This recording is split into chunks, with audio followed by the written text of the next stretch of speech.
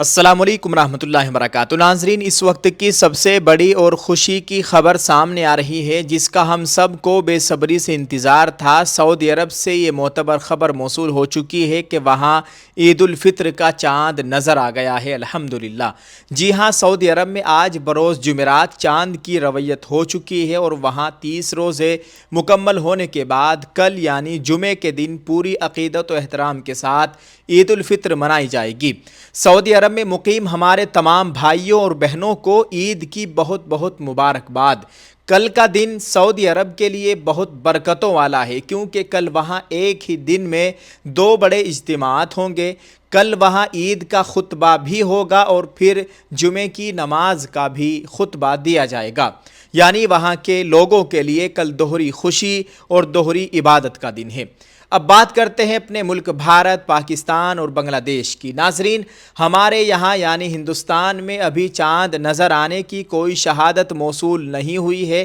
دارالعلوم دیوبند و جمعیت علماء ہند سمیت چاند کی رویت کے حوالے سے تمام کمیٹیوں نے واضح کر دیا ہے کہ آج یہاں چاند نظر نہیں آیا ہے۔ اس کا مطلب یہ ہے کہ ہمارے ملک میں کل یعنی جمعے کو 30واں روزہ ہوگا اور ہم انشاءاللہ پورے 30 روزے مکمل کریں گے۔ ہندوستان، پاکستان اور بنگلہ دیش میں عید الفطر اب ہفتہ یعنی سنیچر کے دن منائی جائے گی۔ کل بروز جمعہ یہاں چاند رات ہوگی اور انشاءاللہ کل مغرب کے وقت یہاں چاند واضح طور پر نظر آ جائے گا۔ یہ بہت اہم معلومات ہے کیونکہ بہت سے لوگ الجھن کا شکار ہو جاتے ہیں کہ اگر سعودی عرب میں چاند نظر آ گیا ہے تو ہمارے یہاں عید کب ہوگی؟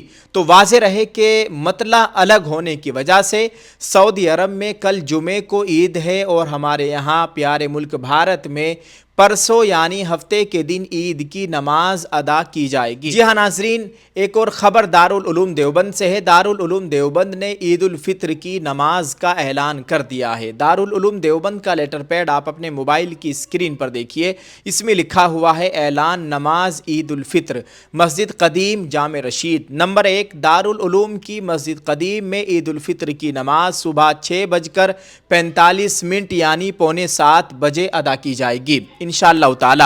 نمبر 2، دارالعلوم دیوبند کی جامع رشید میں عید الفطر کی نماز صبح 7:45 پر یعنی 7:45 بجے ادا کی جائے گی انشاءاللہ تعالی۔ نوٹ: تمام مسلمانان اہل شہر سے اپیل ہے کہ وہ قانونی پابندیوں کا لحاظ کرتے ہوئے عام راستوں پر نماز پڑھنے سے پرہیز کریں اور حدود مسجد میں ہی نماز ادا کریں۔ حضرت مولانا عبدالخالق صاحب مدراسی، قائم مقام محتمم دارالعلوم دیوبند۔ دوستو، تمام میرے پیارے ناظرین و سامعین، خوشی کے اس موقع پر جہاں ایک طرف عید کی دستک ہے وہیں ہمارا دل اس وقت بوجھل بھی ہے۔ پوری دنیا میں خاص طور پر مشرق وسطیٰ اور فلسطین سے لے کر دنیا کے جس کونے میں بھی اس وقت امت مسلمہ پر مشکل حالات ہیں، ان پر اپنی رحمت کا سایہ فرما، آمین۔ یا اللہ، ہمارے ملک ہندوستان میں اور پوری دنیا میں امن و امان قائم فرما، ہمیں ہر قسم کی جنگ، ناگہانی آفتوں اور مشکل حالات سے محفوظ فرما۔